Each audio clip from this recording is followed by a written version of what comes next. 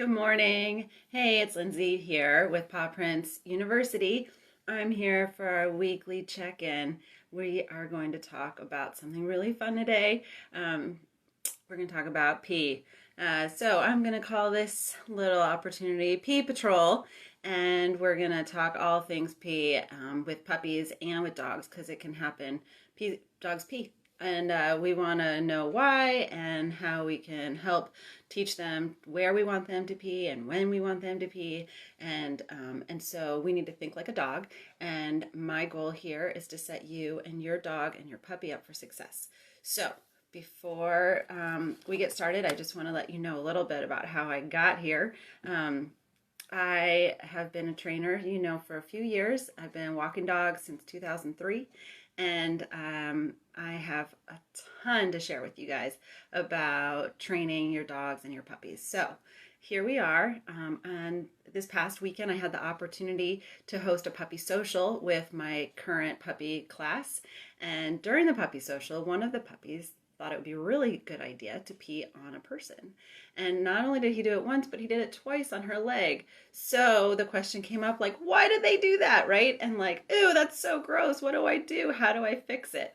So I wanted to address that. And before I address that, I wanted to talk about the other 4 questions that I get a lot when it comes to house training and puppies. So the first one I get all the time is my puppy is peeing all over the house. What do I do?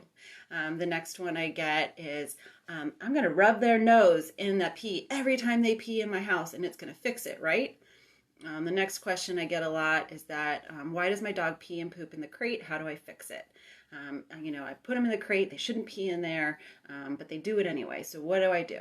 The next one is question I get a lot is that sometimes dogs pee when they get excited. So when someone comes into the home to greet them, they will pee on the floor or on their shoes when a new person comes in the house, or even if you come in the house. So what do we do about that? And then the last one I want to address is why dogs peed. Why did that dog pee on the woman's leg more than once? We want to call that behavior something like marking and figure out what's going on. So before I answer those questions, I need to make very clear that one of the first things that I do with all of my training clients, and I'm going to do right here, is say that the first thing we need to do is address any medical issue that may be that causing the problem. So 2 things that come to mind really fast when I think about medical issues related to peeing.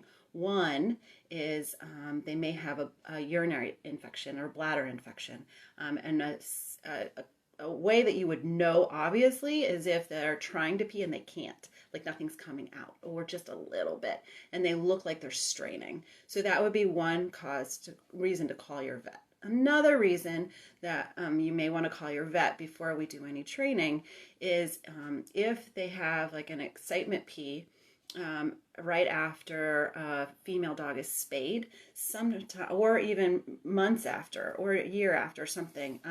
Sometimes the spay, the procedure can have a problem with their bladder, their urinary tract, and so they could have a problem with that. So I'm not a vet, and I would always recommend that if you think that there's a problem that may be a medical issue, that you would call your vet. So that's what I just wanted to say about that. So in response to why my dog pees all over the house, I take him outside all the time. Well, do you take him outside on a schedule? So this is like kind of like potty training our kids, right? So we have to get them on a schedule, and we need to get us on a schedule. So set a timer and take them out very frequently on a set schedule. Now, what does that mean? Well, the rule of thumb is to take your dog out a puppy can go 1 hour less than the number of months that they are. So let's say, for example, your puppy is 3 months old, 12 weeks old, right? They can go 2 hours maximum without having to pee. Now you may say, but my dog pees every 40 minutes. Great, then take them out every 40 minutes and set a timer and do that. So they can go, if they're inactive, let's say they're taking a nap, they can nap or slow down for up to 2 hours at the age of 3 months during the day. A little bit longer overnight because just like us, our bodies relax and we're not getting up to pee as often. But puppies do get up to pee in the middle of the night, and we need to take them outside when they're young. So that's the rule of thumb, is that it's an hour less than the number of months that they are. That's how long they can go. And then the other thing that I wanted to say is that there's some signs that we can see when they start to need to go to the bathroom. So you're playing with your dog, you're playing with your puppy, and you're, playing like some toys and throwing some treats around. And then all of a sudden they get distracted and they like wander off, and you're like, where are you going? And they start to sniff the ground. They start to maybe spin a little bit. They just are wandering off. That is a good indication that they need to pee. So before they pee on your brand new carpet, take them outside. If that means maybe sometimes you're going to have to, if they're little, you could maybe pick them up just and then take them outside. That would be great. And here's the thing. Every time they pee or poop outside, listen to me very carefully. Every time they pee and poop outside, give them a treat immediately. So as soon as they are done peeing, we're going to reward them.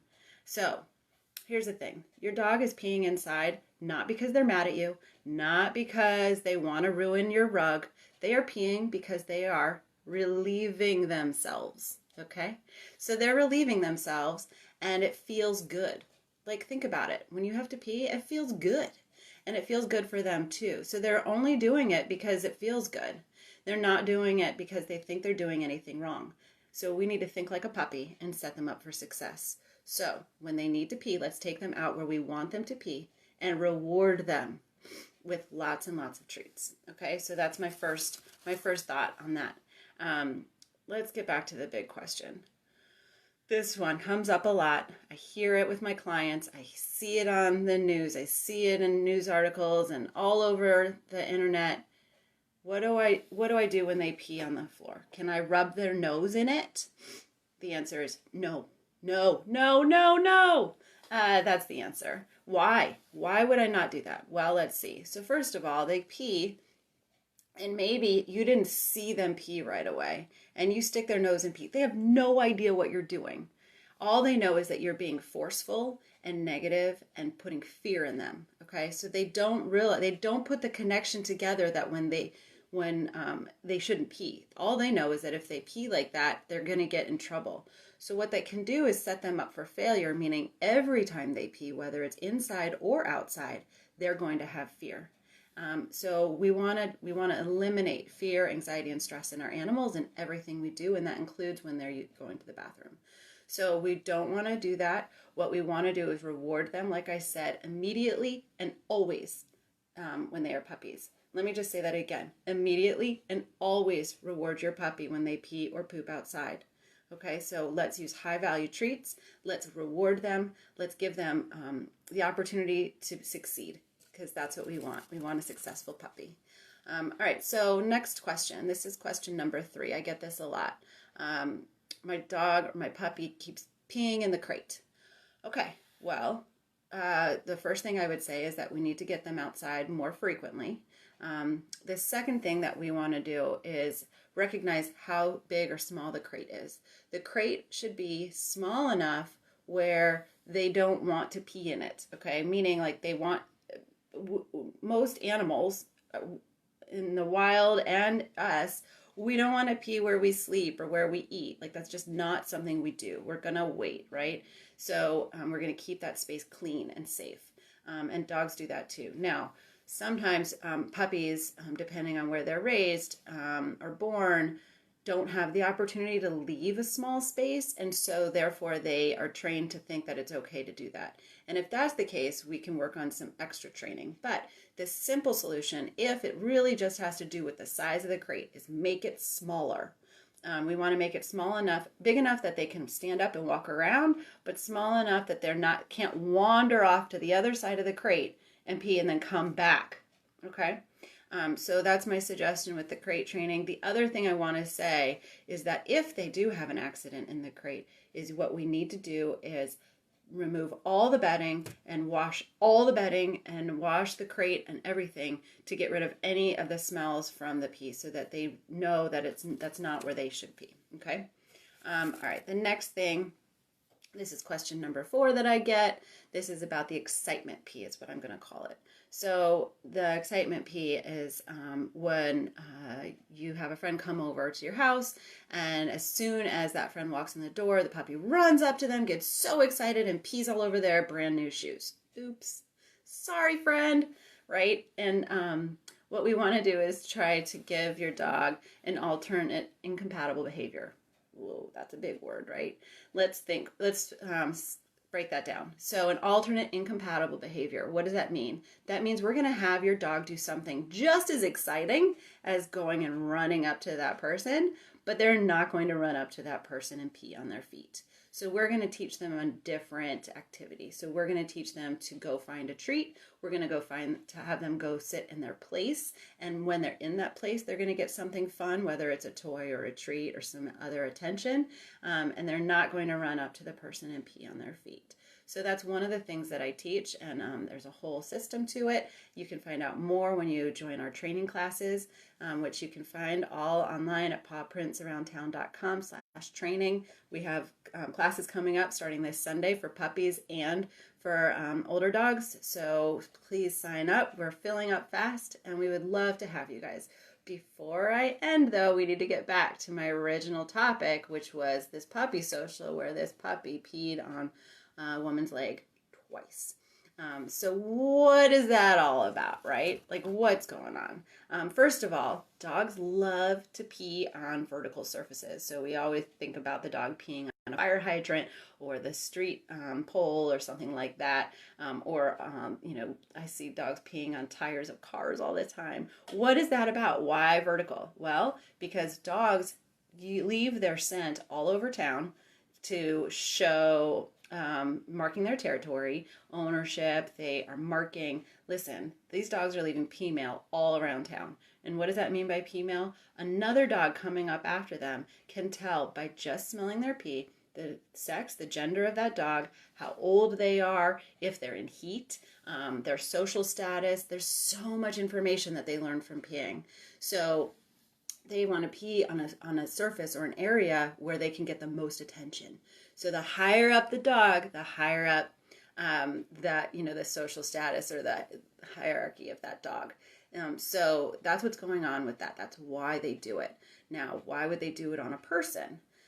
So in the situation that we had at the puppy social, we had 4 puppies running around having a really good time.